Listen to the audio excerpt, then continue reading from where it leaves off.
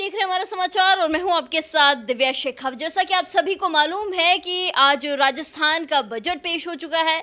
Budget को खुद वित्त मंत्री दिया कुमारी ने पढ़ा है और इस बजट से जो लोगों को उम्मीदें थी, खासा उम्मीदें थी, वो भी यहां पर साफ तौर पर देखने को मिली और लोगों की उम्मीदें थी कहीं ना कहीं वो भजन सरकार ने उसको पूरा किया है कि जो पहला फुल बजट पेश किया गया, शुरुआत की बात कर लेते हैं। जैसे ही भाषण की शुरुआत होती है तो विपक्ष जो था वो तो खैर मानने वाला था ही नहीं। विपक्ष ने जैसे ही बीच में टोका टाकी की, दिया कुमारी भाषण पढ़ रही थी, उसी दौरान कुछ नेताओं ने टोकने की कोशिश की तो स्पीकर वासुदेव नानी ने उनको चुप करवाते हुए कहा कि चुप हो जाइए वरना लक्ष्मी जी नाराज हो जाएंगी।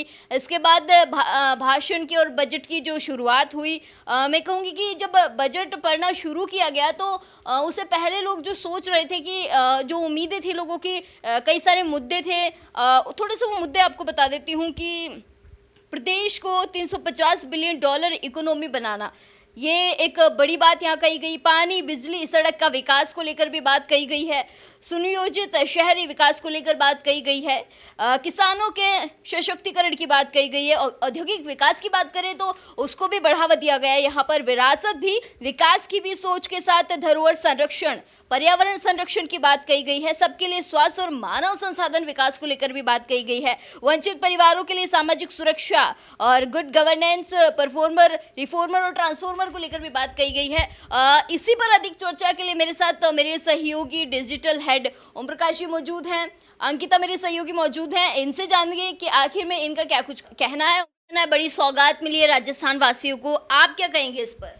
देखिए, सौगात मिलना ये कोई बड़ी बात नहीं है, क्योंकि सरकारें किसी की भी हो, चाहे वो कांग्रेस सरकार हो, चाहे वो भारतीय जनता पार्टी की सरकार हो या अन्य किसी पार्टी की सरकार हो, बजट एक पारिभाषिक शब्द है।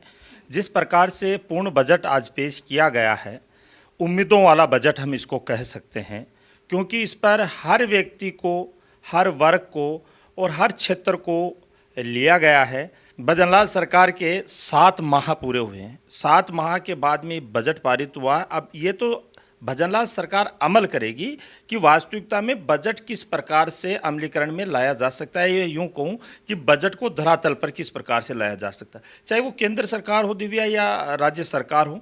बजट सभी सरकारें पारित करती है, काम है बजट पास करना, लेकिन सबसे बड़ा काम होता है कि बजट को किस प्रकार से इंगित करे, एक आम आदमी तक जो बजट पास किया गया है वो बजट कैसे पहुँचे।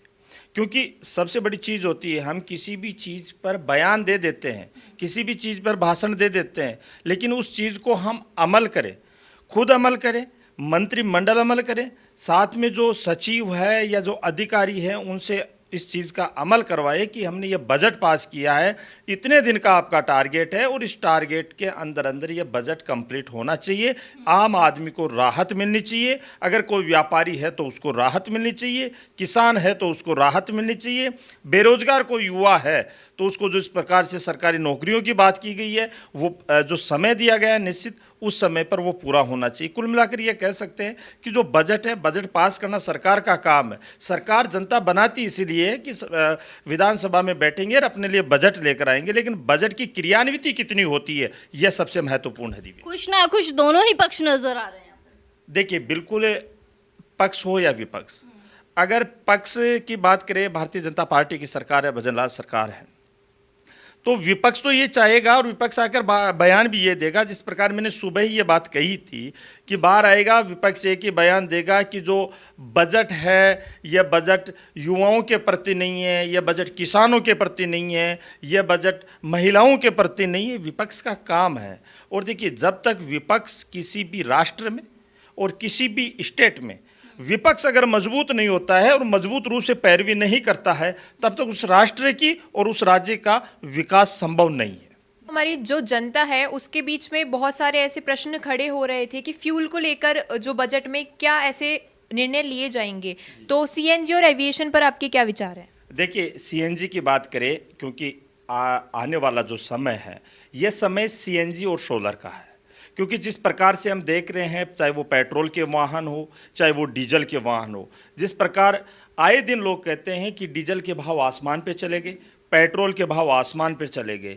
तो और दूसरी चीज़, डीजल और पेट्रोल के साथ में कहीं ना कहीं जो सीएनजी का प्रभाव राजस्थान सरकार ला रही है, और सीएनजी का जो आज वेट कम करने की बात कही है, या यूँ मैं कहूँ एविएशन फ्यूल जो है उनका वेट करने की बात कही गई है, इसके पीछे का कारण यह है कि एक तो जनता को अच्छी सुविधा प्रदान हो, दूसरी चीज़ जिसको हम कह सकते हैं कि प्रदूषण, वो प्रदूषण भी कम हो, क्योंकि डीजल के वाहन जो होते हैं, पेट्रोल के वाहन जो होते हैं, वो अक्सर ज़्यादा प्रदूषित, कई बार हम देखते हैं विशेष धुआं जो उनसे निकलता है, कार्बन डाइऑक्साइड जो उनसे निकलता है, कहीं ना कहीं व्यक्ति के जीवन के लिए वो घातक होता है। और सीएनजी जो है, सीएनजी के जो वाहन है और सीएनजी के वाहनों में जो वैट की कमी की गई है सरकार की ओर से, ये भी एक इसी प्रकार का प्रावधान था कि कम पैसों में लोगों को आने जाने के लिए अच्छी सुविधा प्रदान हो, और साथ में जो प्रदूषण है, प्रदूषण रहित जो एरिया है, वो लोगों को, आमजन को मिल सके।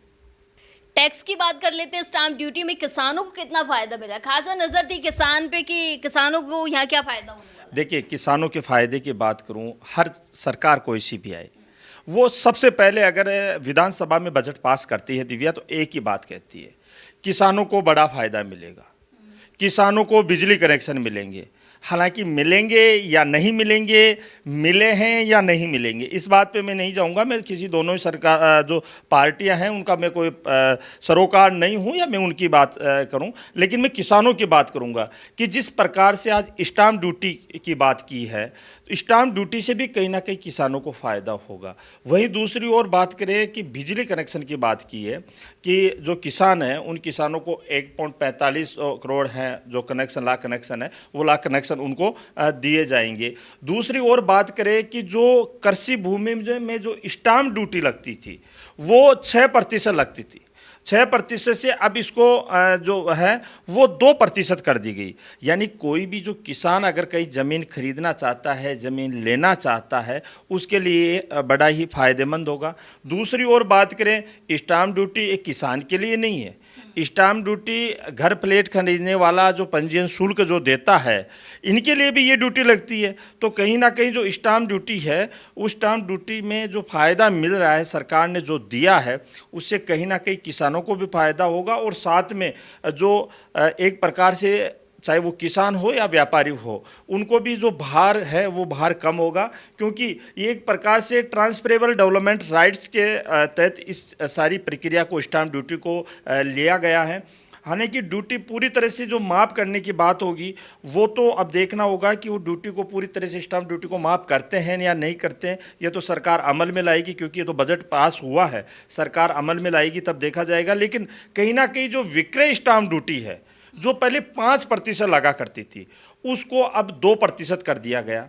वही अगर हम हाउसिंग लोन की बात करें, तो हाउसिंग लोन में भी जो डेट असाइनमेंट पर जो स्टाम्प ड्यूटी की बात करते थे, वो अधिकतम सीमा 15 लाख रुपए थी, उसको घटाकर 1 लाख रुपए यहाँ पर की गई है। यानी यूँ कहा जा सकता है कि जो पंजीयन शुल्क लगता था स्टाम्प ड्यूटी का, वो पंजीयन शुल्क अब मात्र कितना होगा, 25,000 रुपये होगा।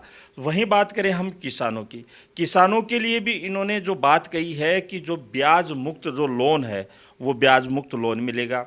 साथ में ही जो राजस्थान में इरिगेशन वाटर ग्रिड जो मिशन शुरू करने की जो कवायद भजनलाल सरकार कर रही है, इससे भी किसानों को फ़ायदा होगा, क्योंकि किसानों को कहीं ना कहीं पानी बचाने की और कहीं ना कहीं किसानों के लिए सिंचाई के लिए जो भजनलाल सरकार ने 50 करोड़ रुपए पास किए हैं इस बजट में, उससे आने वाले समय में किसानों को बड़ा फ़ायदा मिलेगा।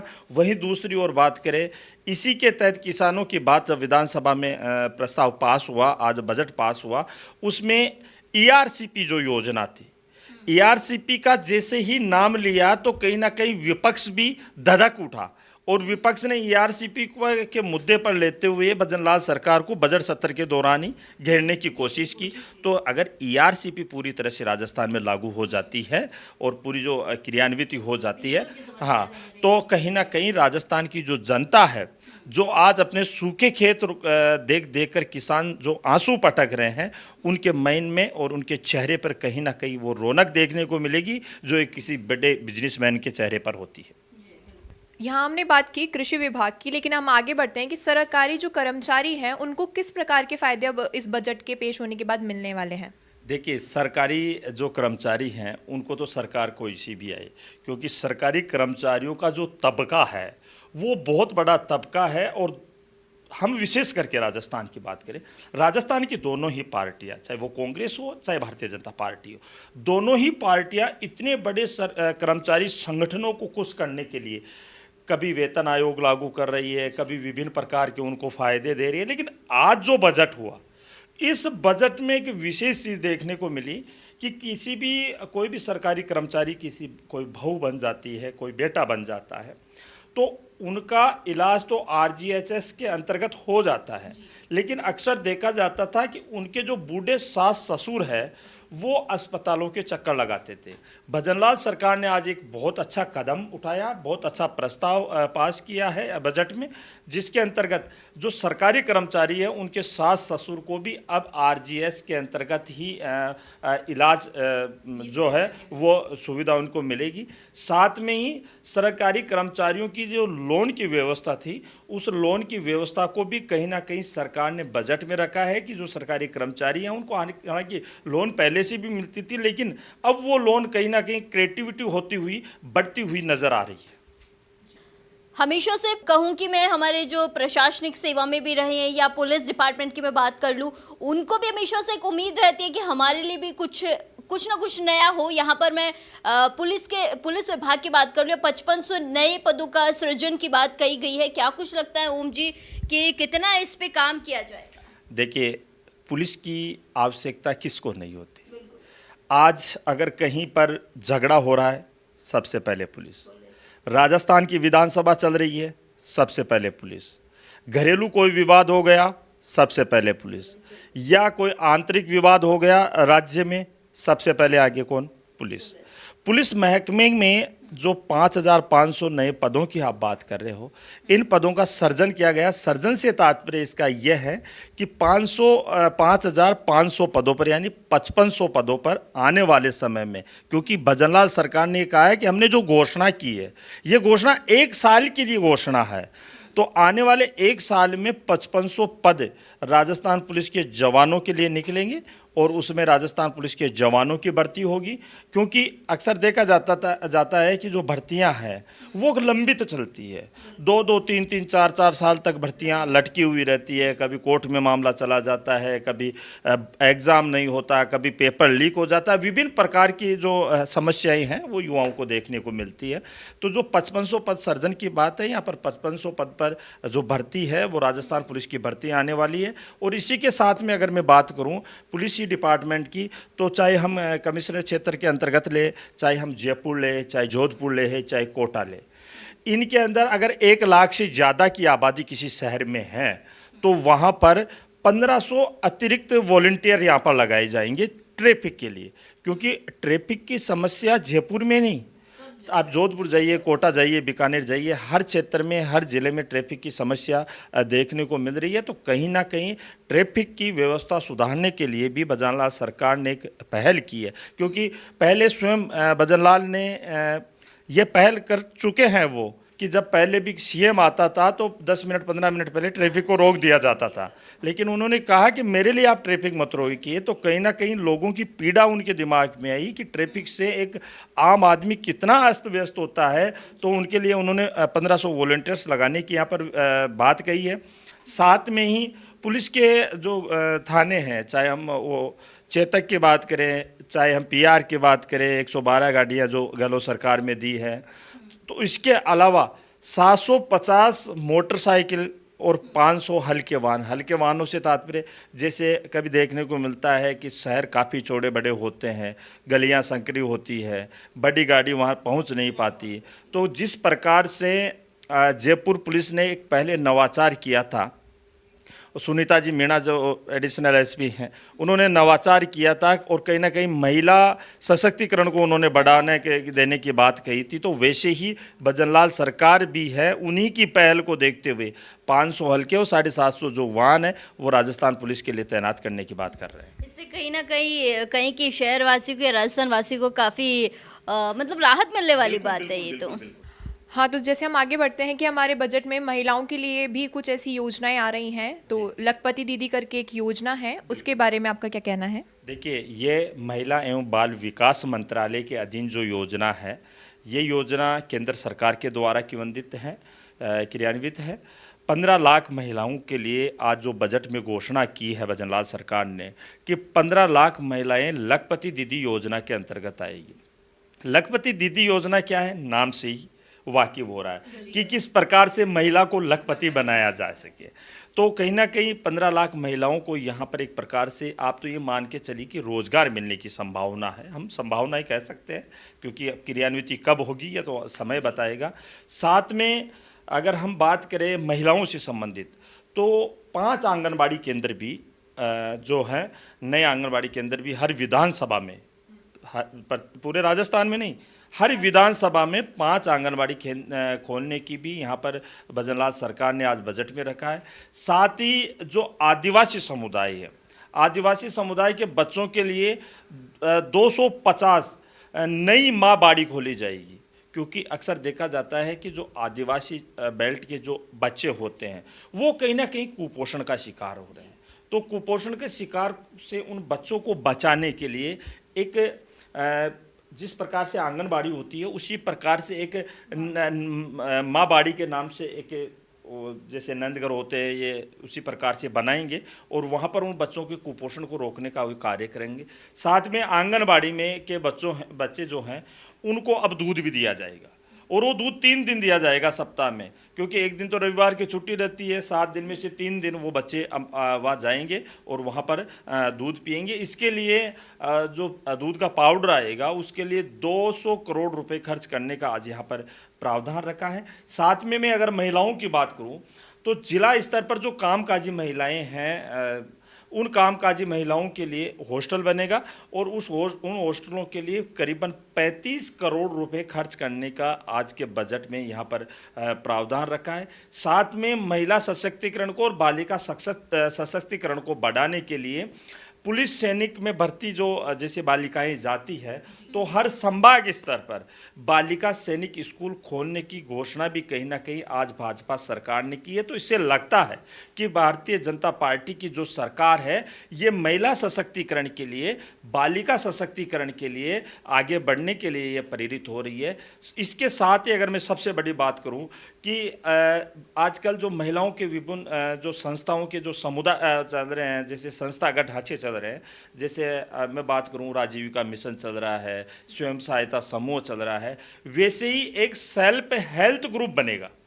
उस हेल्प ग्रुप के अंतर्गत जो महिलाएं हैं उन महिलाओं को 2.5% सालाना ब्याज दर पर कर्ज देने की घोषणा भी यहाँ पर भजनलाल सरकार ने आज कही है। तो कुल मिला के ये कहा जा सकता है कि सामाजिक सरोकारों को ध्यान में रखते हुए भजनलाल सरकार ने आज कहीं ना कहीं महिलाओं को भी साधने का काम किया, बालिकाओं को भी साधने का काम किया। सड़क सुरक्षा को लेकर खासा उम्मीदें थी कि आखिर में सड़क सुरक्षा को लेकर क्या कुछ नया भजनलाल सरकार सौगात के रूप में देने वाली है। आपसे जानूंगी कि 6 नए ट्रॉमा सेंटर बनेंगे, इसको लेकर क्या कुछ कहना है? देखिए, जो राजस्थान है क्षेत्रफल की संख्या में काफ़ी बड़ा है, वहीं हम जनसंख्या के अनुपात की बात करें तो काफ़ी जनसंख्या का अनुपात भी धीरे धीरे बढ़ रहा है राजस्थान में। तो कहीं ना कहीं आवश्यकता थी, और ये बड़ी आवश्यकता थी, क्योंकि जिस प्रकार अक्सर देखा जाता था कि विभिन्न जगहों पर जो सड़क दुर्घटनाएं होती थी, तो सड़क दुर्घटना होने के बाद में जैसे मैं बात करूं कि यहाँ से 60 किलोमीटर दूर पर, जयपुर से 60 किलोमीटर दूर पे अगर कोई दुर्घटना हो जाती थी तो जयपुर के ट्रॉमा सेंटर पर कहीं ना कहीं व्यक्ति को घायल अवस्था में वहाँ पर लाया जाता था। लेकिन भजनलाल सरकार ने जो आज 6 नए ट्रॉमा सेंटर की बात करें तो 6 नए ट्रॉमा सेंटर यहाँ पर खोले हैं, जिसके अंतर्गत जयपुर के साथ कोलोना, बांदीकुई, दौसा, पाली, प्रतापगढ़ और शांडेराव सहित 6 जगहों पर ये नए ट्रॉमा सेंटर स्थापित होंगे। तो इन ट्रॉमा सेंटर स्थापित होने से जो लोग हैं, मैं तो ये कहूँगा कि भगवान ना करे, लेकिन जो दुर्घटनाग्रस्त जो लोग हैं या किसी प्रकार ऐसी बीमारी से ग्रसित लोग हैं जिनको ट्रॉमा सेंटर की आवश्यकता पड़ती है, वहाँ पर उन लोगों के लिए बड़ा बेनिफिट होगा। क्योंकि अक्सर देखा जाता है कि सपोर्टेबल लाइफ जो इंसान की होती है वो किसी भी जगह सुरक्षित नहीं है, सेफ नहीं है। तो उसको देखते हुए कहीं ना कहीं एक नई जो एम्बुलेंस नीति है, पूर्ववर्ती सरकार भी लेकर आई थी, वसुंधरा राजे सरकार भी लेकर आई थी, और कहीं ना कहीं गहलोत सरकार भी लेकर आए थे, और ये सरकार भी एक नए एडवांस फीचर के अंदर, मैं तो यूँ बात कहूँ कि नई एडवांस लाइफ सपोर्ट एम्बुलेंस जो है वो कहीं ना कहीं इस बजट के अंदर रखने की कोशिश की है, ताकि एक आम आदमी को राहत मिल सके। साथ में सड़क दुर्घटना में जो अगर कोई व्यक्ति घायल हो जाता है तो घायल की अगर कोई जान बचाता है, पहले अक्सर देखा जाता था क्योंकि ये मोबाइल का ज़माना है, और मैं तो मेरे हर भाषण में हर जगह जहाँ पे बैठता हूँ तब मैं कहता हूँ कि इस रियल की ज़िंदगी में मत फंसिए और रियल की ज़िंदगी में जिए। तो वही बात मैं अभी कह रहा हूँ कि जो रियल की ज़िंदगी थी अक्सर देखा जाता था, अपने पास भी कई प्रकार के वीडियोज़ आते थे कि कहीं पर कोई एक्सीडेंट हो गया तो कोई उसको उठा नहीं रहा, और उसका फोटो वीडियो बना के ग्रुपों में शेयर कर रहे हैं, सोशल मीडिया पर शेयर कर रहे हैं। तो ये एक प्रकार से अमानवीय सा लगता था। हालांकि ये कोई बड़ी बात नहीं है कि आज के इस बजट सत्र के अंतर्गत जो 10,000 रुपये की जो राशि है वो घायल व्यक्ति को जान बचाने वाला कोई व्यक्ति है तो उसको दी जाएगी, क्योंकि इस राशि के देने के पीछे का एक ही उद्देश्य है कि व्यक्ति किस प्रकार से प्रोत्साहित हो।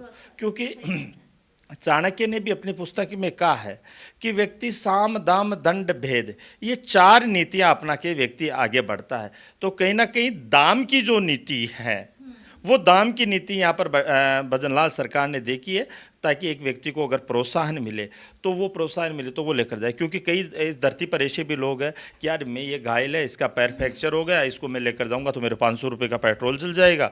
तो कहीं ना कहीं वो 10,000 रुपये के लालच में कहीं ना कहीं उसको लेकर जाएगा। ये एक लालच नहीं है, मैं तो इसको ये कहूँगा कि भजनलाल सरकार की सबसे अगर टॉप आज के बजट में अगर वो है, क्योंकि कोई रोड पे अब तड़पेगा नहीं, जिस प्रकार लोग तड़पते थे अब कोई तड़पेगा नहीं, क्योंकि प्रोत्साहन राशि मिलेगी तो इंसान का मनोबल बढ़ेगा। अगर इंसान का अगर जिस जगह मनोबल बढ़ जाता है दिव्या, वहाँ वो जग जाहिर है कि वो काम 100% सत्य और बिल्कुल एक सटीक आधार पर होता है। हाँ, तो राजस्थान सरकार के इस सत्र के जो बजट है उसमें सभी विभागों पर ध्यान दिया गया है, लेकिन सबसे महत्वपूर्ण अगर हम बात करें तो स्वास्थ्य विभाग है। तो स्वास्थ्य विभाग ने भी कुछ ऐसी योजनाओं को आगे लेकर आए हैं, तो उससे आप क्या कहना चाहते हैं? देखिए, पहले के जो व्यक्ति होते थे उनकी आवश्यकता होती थी रोटी कपड़ा और मकान, लेकिन जब से कोरोना काल आया है और कोरोना काल ने जो त्रासदी दिखाई हिंदुस्तान में या पूरे विश्व भर में, उसके बाद कहीं ना कहीं यह आवश्यकता होने लगी कि अब स्वास्थ्य पर भी ध्यान दिया जाना चाहिए।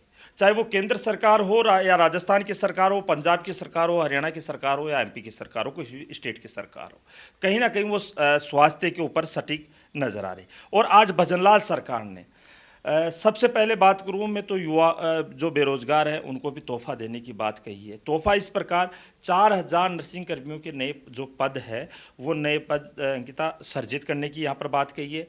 दूसरी ओर स्वास्थ्य के लिए 27,000 करोड़ रुपए का पैकेज भजनलाल सरकार ने, यानी मैं कहूँ कि वित्त मंत्री दिया कुमारी ने आज अपने बजट में रखा है।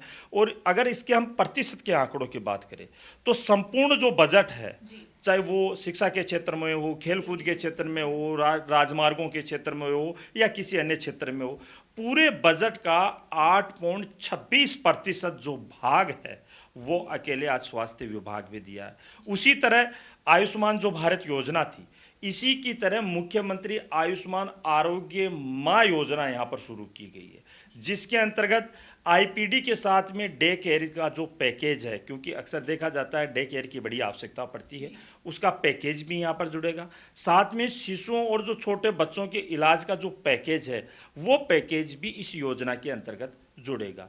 इसके साथ में छोटे स्थानों पर जो निजी हॉस्पिटल है, प्राइवेट हॉस्पिटल है, उनके इम्प्लीमेंट के नियमों में भी यहाँ पर रियायत दी गई है, क्योंकि अक्सर देखा जाता था कि निजी हॉस्पिटल बन जाते थे लेकिन उनकी स्वीकृति नहीं हो पाती थी, तो उनका इम्प्लीमेंट भी कहीं ना कहीं यहाँ पर किया जा रहा है। साथ में जो गर्भवती महिलाएं, आज दिन तक हम देखते थे कि वो आंगनबाड़ी के माध्यम से या किसी संस्था के माध्यम से वो जाती थी, पोषाहार जो प्राप्त करती थी।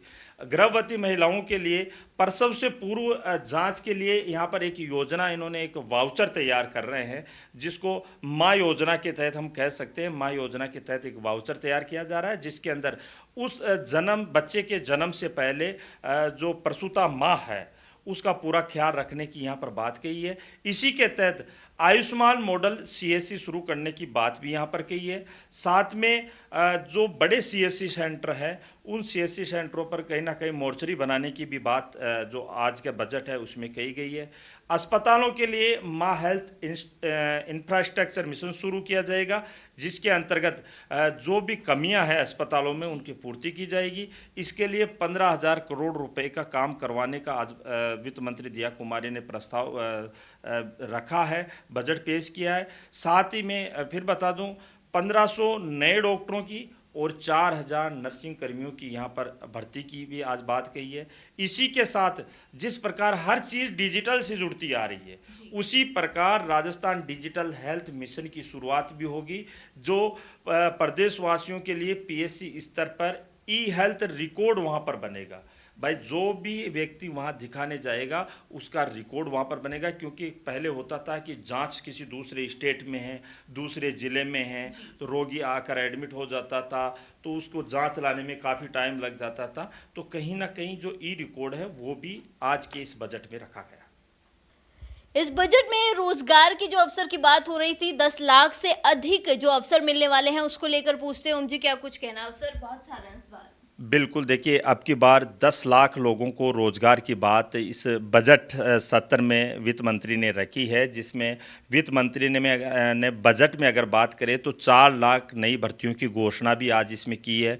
सभी जो भर्तियां हैं ये 1 बाय 1 4 साल में पूरी होगी। साथ ही जो सरकार है एक नई युवा नीति लाने की भी यहाँ पर बात की है, और इस युवा नीति के तहत ही 10 लाख जो बेरोजगार जो युवक है, युवा साथी है, उनको नौकरी देने की यहाँ पर भी बात की है।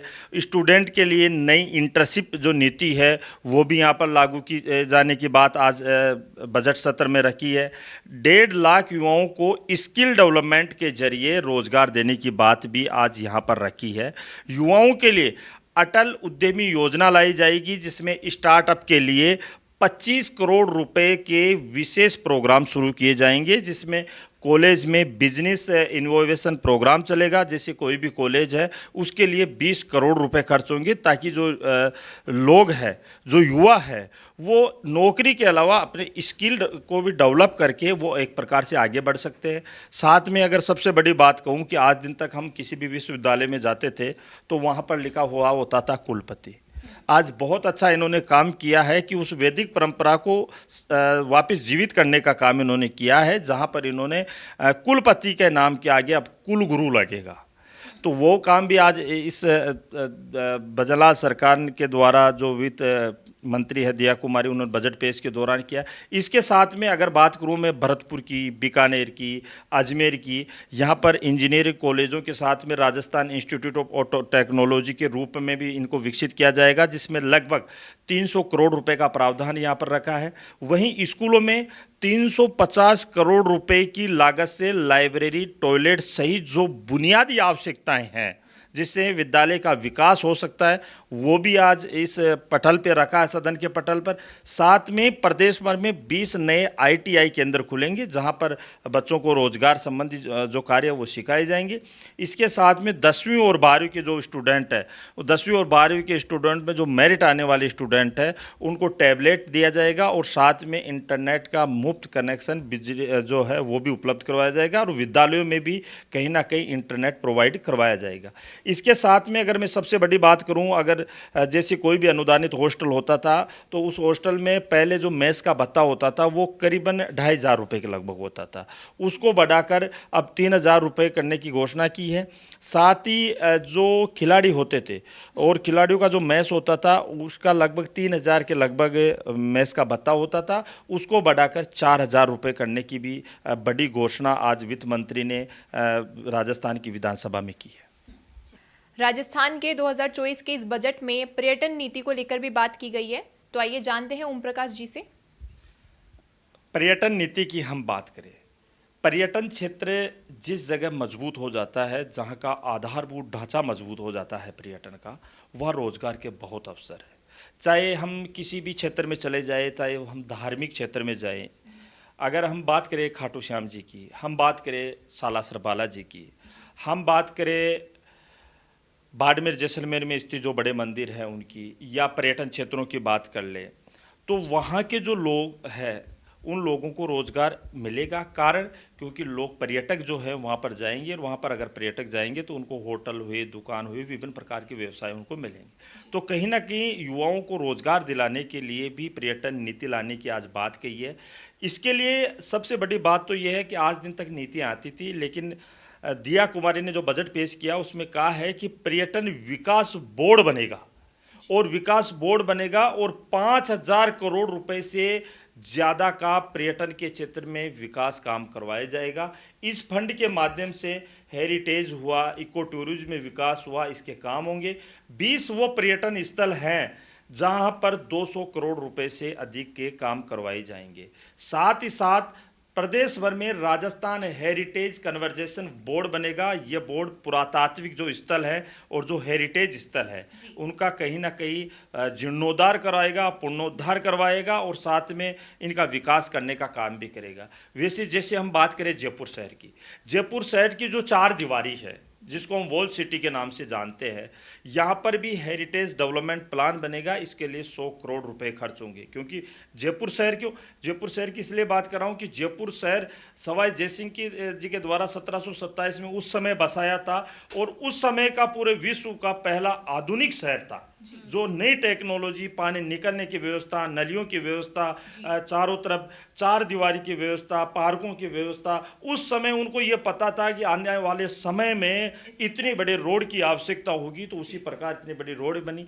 तो कहने का मतलब जो पुरातात्विक स्थलों को सहजने का काम है वो भी भजनलाल सरकार यहाँ पर करते हुए दिखाई दे रही है। उसी प्रकार जिस प्रकार दिल्ली में भारत मंडपम बना हुआ है, उसी प्रकार अब अपने राजस्थान में भी राजस्थान मंडपम तैयार किया जाएगा, और इसके साथ में जो झीलें हैं उन झीलों का भी पुनरुद्धार किया जाएगा, और इसके साथ में जो रोप म्यूजियम जहां पर जगह जगह बने हुए हैं उनका भी यहां पर विकास करने का काम करने की बात भजनलाल सरकार ने कही है। इसके साथ में अगर हम बात करें, आमेर हुआ, नाहरगढ़ हुआ, जयगढ़ हुआ, बिजासन माता हुई, जोगी महल, बूंदी, बांसवाड़ा, या इस बात करें छत्रमोरी जो क्षेत्र है जो ऊंचाई पर है, जहां पर लोग पहुंच नहीं पाते हैं, वहां पर रोप वे भी बनाया जाएगा, उसके लिए डीपीआर बनाई जाएगी। साथ ही काशी विश्वनाथ जो मंदिर है बनारस में, उसी की तर्ज पर जो इस समय का सबसे प्रसिद्ध मंदिर माना जाता है खाटू श्याम जी को, वहाँ पर 100 करोड़ रुपए का खर्चा भी किया जाएगा, और वहाँ पर कॉरिडोर बनाया जाएगा। इसके अलावा मैं बात करूँ पांडुपोल, अलवर, त्रिगणेश मंदिर, रणथंबोर, यहाँ पर जो डीजल पेट्रोल के वाहन चलते थे उनकी जगह आने वाले समय में इलेक्ट्रॉनिक वाहन यहाँ पर चलेंगे। इसके साथ में अगर सबसे बड़ी बात करें, वेडिंग डेस्टिनेशन के प्रमुख जो स्थान हैं उनके विकास कार्यों को लेकर भी अलग अलग प्रोग्राम बनाने की बात यहाँ पर भजनलाल सरकार ने कही है। राजस्थान में no greenfield expressway बनेंगे, इसको लेकर क्या कुछ कहना है सर आपका? देखिए, प्रदेश में पहली बार की अगर हम बात करें तो प्रदेश में पहली बार 2750 किलोमीटर से अधिक की लंबाई के नो ग्रीन फील्ड एक्सप्रेस बनाने का जो बात है वो दिया कुमारी ने आज बजट सत्र में रखी है। 30 करोड़ रुपए की लागत से इनकी डीपीआर बनाई जाएगी। अगर इन एक्सप्रेसवे की बात करें, जयपुर, किशनगढ़, अजमेर, जोधपुर सहित लगभग 350 किलोमीटर क्षेत्र में ये जो इनका फैलाव है वो होगा। इसके साथ ही कोटपुतली से किशनगढ़ 181 किलोमीटर, जयपुर भीलवाड़ा से 193 किलोमीटर, बीकानेर कोटपुतली से 295 किलोमीटर, ब्यावर से भरतपुर 342 किलोमीटर, जालोर से झालावाड़ 402 किलोमीटर, अजमेर बांसवाड़ा से 358 किलोमीटर, जयपुर फलोदी से 342 किलोमीटर और गंगानगर से कोटपुतली 290 किलोमीटर। ये सारा प्रावधान आज जो बजट सत्र में रखा गया है ताकि जो शहर है उन शहरों की कनेक्टिविटी आपस में हो जाए और जो राहगीर है उनको जल्द से जल्द अच्छी सुविधा प्राप्त हो जाए। राजस्थान सरकार ने प्रदूषण को देखते हुए सोलर पार्क को लेकर भी कुछ ऐसी बातें कही हैं, तो आप बताइए कि हमें कहाँ पर ये सोलर पार्क बनने वाले हैं और इनसे क्या विकास होगा? देखिए, अगर सोलर पार्क की बात करें तो ये अति आवश्यकता नहीं है, ये अति आवश्यकता है। क्योंकि जिस प्रकार अभी गर्मियां हैं हमने देखा था, पूरे राजस्थान भर में या यूँ कहूँ कि दूसरे स्टेटों में भी गर्मी को देखते हुए, भयानक स्थिति को देखते हुए बिजली कटौती की बड़ी समस्या सामने आई थी। तो भजनलाल सरकार ने भी विचार किया कि क्यों ना क्यों सोलर पार्क को अगर बढ़ावा दिया जाए। और सोलर पार्क के लिए अगर सबसे बड़ी बात करें तो एक तो जैसलमेर में और एक इसके साथ में पूगल यानी बीकानेर में, 2 जगह पर ये सोलर पार्क जो है वो विकसित होंगे। और साथ ही साथ सबसे बड़ी बात तो ये है कि जितने भी सरकारी दफ्तर हैं अंकिता, उन सरकारी दफ्तरों में भी आने वाले समय में सोलर पार्क से उनको जोड़ा जाएगा, ताकि दिन में जिस प्रकार से वो सोलर पार्क से वो चलते रहे और बिजली की ज़्यादा खपत ना हो। इसके लिए करीबन बात करें 2,80,000 घरों को सीधे बिजली जो घरेलू कनेक्शन है वो भी देने की बात कही है। इसी के साथ जिस प्रकार से केंद्र की एक योजना थी PM सूर्य घर योजना, इसी के तहत आदर्श सौर ग्राम बनेंगे। उन सौर ग्राम जो बनेंगे उनको स्पेशल बजट दिया जाएगा और वो गांव बिजली उत्पादन करेंगे, अपने गांव में भी काम में लेंगे और साथ में जो पड़ोसी गांव है या दूर के जो जगह है वहाँ पर भी ये कहीं ना कहीं सौर ग्राम जो होंगे वो लाइट फैलाने का काम करेंगे। साथ ही बिजली की लीकेज को रोकने के लिए, लीकेज से तात्पर्य बिजली की चोरी को रोकने के लिए करीबन 25,000 जो 25 लाख से ज़्यादा है वो स्मार्ट मीटर भी लगाने की बात कही है यहाँ पर। क्योंकि हमने देखा था कि नोएडा हुआ, गुड़गांव हुआ, दिल्ली हुआ, ऐसे कई शहर हैं जहाँ पर पहले स्मार्ट मीटर लगे हुए थे। उसी तर्ज पर अब राजस्थान में भी स्मार्ट मीटर लगे। जल जीवन मिशन के तहत 25 लाख घरों को जोड़ने की यहाँ पर कवायद की गई, इसको लेकर क्या कुछ कहना है आपका? देखिए, जल है तो जीवन है कहते हैं, और जल जीवन मिशन के अंतर्गत पिछली पूर्ववर्ती सरकार ने भी ये योजना चलाई थी। और ये योजना केंद्र सरकार की योजना है जिसको राज्य जो सरकार है वो क्रियान्वित करती है। इस साल 15,000 करोड़ रुपए खर्च करके 25 लाख ग्रामीण घरों में नल से जल पहुंचाने की जो बात है वो विधानसभा के पटल पर आज के बजट में प्रस्तावित की है, जिसके अंतर्गत 5,846 अतिरिक्त गांवों को पेयजल उपलब्ध करवाने की बात भी गई है, जिसके अंतर्गत 20,000 करोड़ रुपए से ज़्यादा की 6 परियोजनाएं यहाँ पर शुरू की जाएगी। ग्रामीण क्षेत्र के साथ साथ जो शहरी क्षेत्र है, शहरी क्षेत्रों में भी अमृत 2.0, पहले अमृत योजना थी, उसके बाद अमृत 1.0 थी, अब अमृत 2.0 योजना के तहत 183 शहरों में 5,180 करोड़ से ज़्यादा के काम करवाए जाएंगे। और इसी के साथ में लगभग 32 वाटर जो बॉडी है उनका जीर्णोद्धार भी करवाया जाएगा। वाटर बॉडी से तात्पर्य है कि वो बड़े जलाशय जहाँ पर पानी की आवक ज़्यादा होती है और वहाँ से पेयजल की आपूर्ति लोगों तक पहुँचती है। चलिए, बहुत शुक्रिया ओम प्रकाश जी, अंकित, दोनों का ही बहुत शुक्रिया करूंगी कि आपने आज के बजट को बखूबी तरीके से हमारे दर्शकों को समझाया और कहीं ना कहीं दर्शकों को भी जो उम्मीदें थी बजट से वो जाहिर तौर पर मुझे लगता है कहीं ना कहीं दर्शकों ने बहुत अच्छे से समझा भी होगा।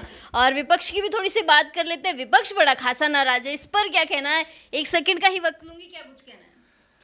वो कहते हैं ना कि जब मुसाफिर किसी दूसरे शहर में चला जाता है तो कहीं ना कहीं उसको पीछे वाला शहर याद आता है। तो मैं तो यही कहूँगा कि मुसाफिर को जाने की आवश्यकता क्यों थी, इसी शहर में रुके रहते।